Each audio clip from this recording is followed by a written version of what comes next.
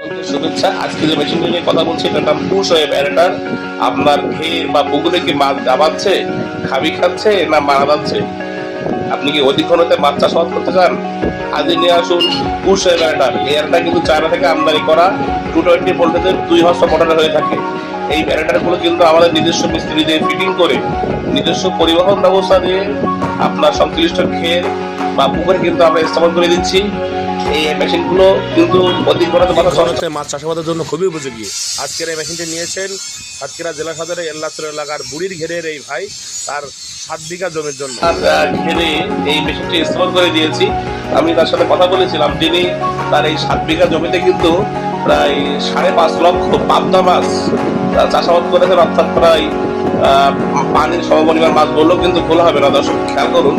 এবং এই মাছটা দেওয়ার পরে এই মেশিনটা স্থাপন করার আগে তার এই ঘেরে কিন্তু প্রচুর পরিমাণে মাছ খাবি খাচ্ছিল, মারা যাচ্ছিল।